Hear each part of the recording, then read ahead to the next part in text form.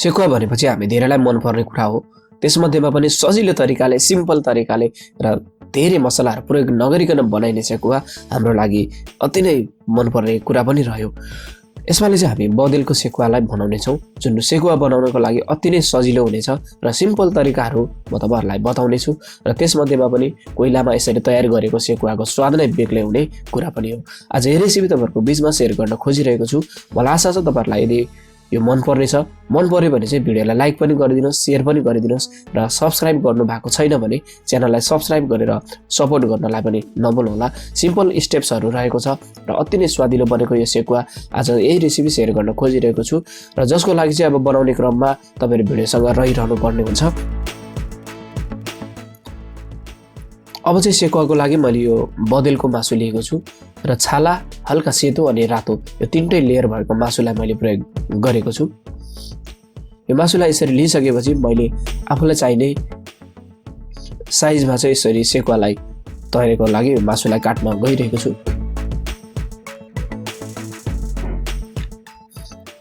र यत्रो साइजहरू मैले काटिरहेको छु। आफूलाई जस्तो खालको साइज आफूलाई मनपर्छ त्यस्तै तरिकाले काट्दामा भइ पनि हाल्ने कुरा हो। मलाई चाहिने मासुहरूलाई मैले यसरी काटेर तयार पनि गरिरहेको छु।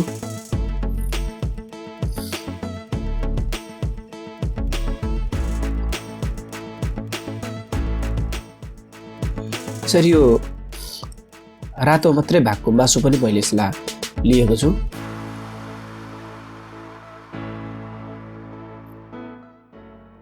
र सबै मासुहरूलाई मैले यसरी काटी पनि रहेको छु। हल्का लाम्चो तर ठिक्कको पातलो, धेरै मोटो नबनाइकन मैले यस्तो तरिकाले मासुहरूलाई तयार गरि पनि रहेको छु। तपाईँहरूलाई पनि यदि सेकुवा मनपर्छ भने सायद आजको रेसिपी यो बेस्ट पनि हुनसक्छ। त्यही भएर लाइक, सेयर, सब्सक्राइब गर्नलाई पक्कै पनि नभुल्नुहोला।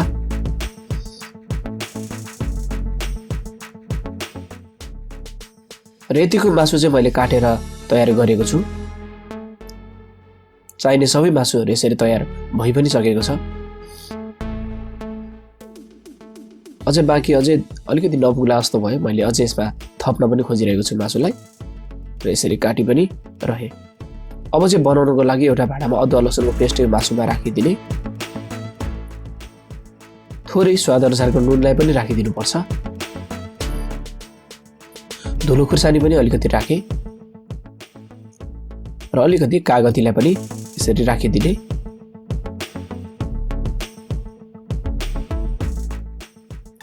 अब थोरै जिरा र धनियाँको धुलोलाई मसला प्रयोग गरिदिने। सबै मसलाहरू राखिसकेपछि यसरी मजाले यसलाई मोलिदिनुपर्छ। मासुमा मसला मजाले लागोस् यस्तो तरिकाले, त्यही भएर यसलाई चलाउँदै यसरी मोल्नुपर्छ। हरेक भागमा यो मासुमा मसला चाहिँ मजाले लागोस् र अलिकति नपुगेको भएर थोरै जिरा र धनियाँको धुलोलाई पनि फेरि मैले यसमा एड गरेको हुँ र बिचमा यसरी तयार गर्दै जाने। अब अलिकति यसमा तोरीको तेललाई पनि राखिदिने। सेकुवामा तोरीको तेल हुँदाखेरिमा छुट्टै स्वादिलो हुनलाई मद्दत पनि गर्ने गर्छ र बिचमा यसलाई पनि यसरी मिक्स गरेर तयार गरिदिने।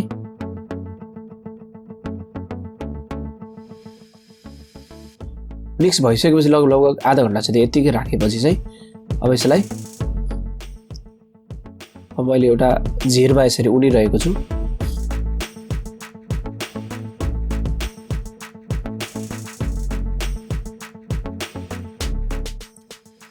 सबै मासुलाई मिलाएर यसरी झिरमा तयार गर्ने।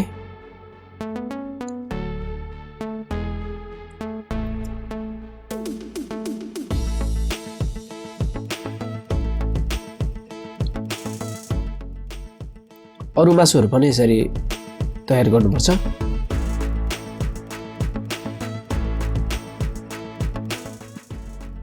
र झिरमा हुँदाखेरि हल्का ग्याप चाहिँ मिलाएर राख्नुपर्छ।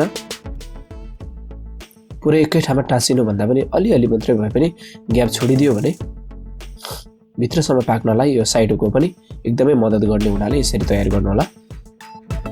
र तयार गरेको मासुलाई यसरी एक ठाउँमा मैले राखिदिएको छु र बाँकी रहेको मासुलाई पनि यसरी झिरमा उनेर तयार गर्ने।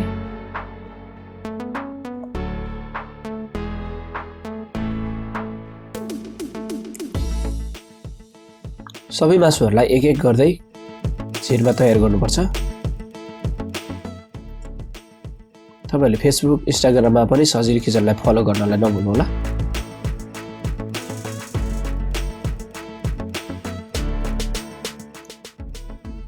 र यसरी मासुलाई एउटा झिरमा उनेर लगभग मलाई चाहिने जति चाहिँ तयार गरी पनि अब सक्न लागे।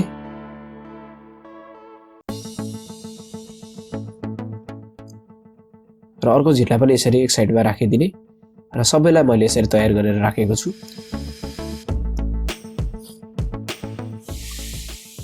र यसरी एकदमै मजाको झिरमा तयार पनि भयो यो मासु चाहिँ। अब कोइला यसरी राख्ने, यसलाई सेकुवा बनाउनको लागि हामीले कोइलालाई प्रयोग गर्ने र कोइला यसरी तयार भएको छ। बिचमा यसलाई थोरै अझै बलोस् भनेर मैले यसरी तयार पनि गरेको छु। अब यो मासुलाई यसरी निकाल्ने र त्यो कोइलामा यसरी अब यसलाई मिलाएर राख्ने।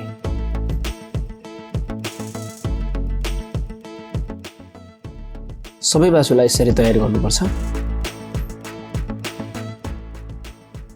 र बाँकी भएकोलाई पनि यसरी राख्दै जाने। र हाम्रो कोइला पनि मजाले तयार पनि सकेको छ। यसको रापमा तयार भएको कारणले फेरि अति नै स्वादिलो हुनलाई मद्दत गर्छ कोइलामा बनाएको। र बिचबिचमा यसरी चलाउँदै यसलाई पाक्ने गरी पकाउनुपर्छ।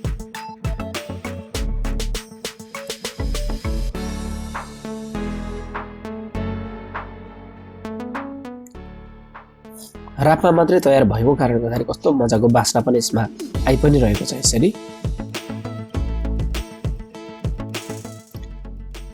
एक साइड तयार हुँदै गर्ने क्रममा अर्को साइडलाई यसरी पल्टाउँदै तयार गर्नुपर्छ ताकि सबै साइडहरू मजाले पाकोस्। बिचबिचमा यसलाई पल्टाउँदै यो सेकुवालाई बनाउनु पर्छ।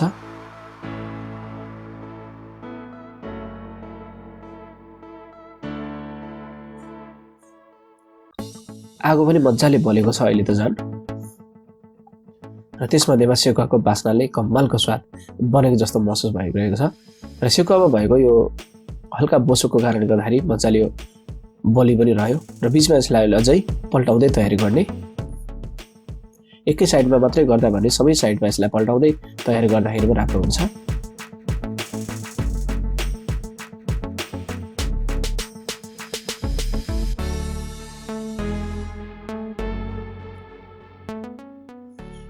र यसको बोसोको भाग पनि मजाले हल्का तल झरिरहेको छ जसले गर्दाखेरिमा चाहिँ आगोमा मजाको स्वाद बनेको छ।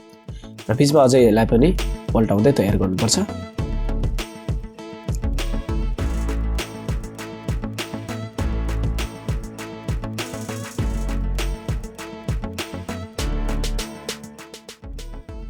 अझै हाम्रो तयार भएको छैन। मैले माथिबाट अलिकति तेललाई यसरी राखिदिएँ। तोरीको तेललाई नै मैले यसमा प्रयोग गरेको हुँ।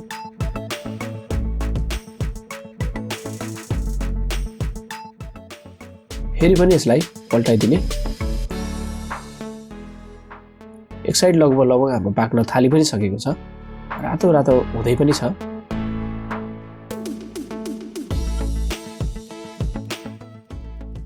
हेर्दै खाउँ लाग्ने यो सेकुवा यतिको मात्रामा तयार भएको छ। अब चाहिँ लगभग यो खानको लागि तयार पनि भइसकेको छ।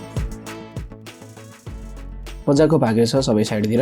अब यसलाई चाहिँ अब मैले निकाल्न खोजी पनि रहेँ।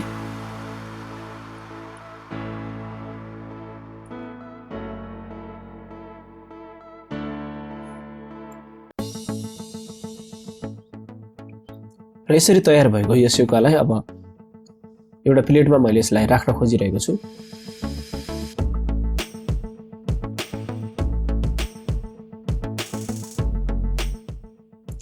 यस्तो तरिकाले तयार भएको सेकुवालाई सबै एउटा प्लेटमा राखिदिनुपर्छ।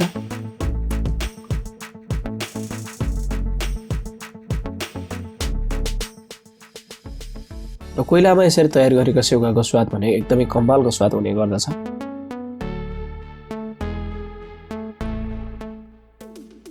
यति मिठोसँग बनेको यो सेकुवाको स्वाद एकदमै मिठो भएको पनि थियो र सजिलो पनि भयो र सिम्पल र थोरै मसलाहरू मात्रै हामीले यसलाई प्रयोग गरेका थियौँ। बँदेलको सेकुवा अति नै स्वादिलो हुनलाई मद्दत गर्छ। सबै सेकुवालाई यसरी एउटा प्लेटमा राखिसकेपछि मैले अब यसलाई सर्भ गर्न खोजी पनि रहेँ। थोरै मैले सानो अलिकति टमाटरको अचार तयार गरेर यसलाई सर्भ गरेको थिएँ। आजको रेसिपी मन पर्यो भने भिडियोलाई लाइक शेयर च्यानललाई सब्सक्राइब गर्नुहोस्। अर्को नयाँ रेसिपी तपाईँको बिचमा फेरि पनि मिठोसँग लिएर आउने कोसिस गरिरहेको हुन्छु। तबसम्मको लागि सेकुवा बनाएर खानुहोस्। नमस्ते।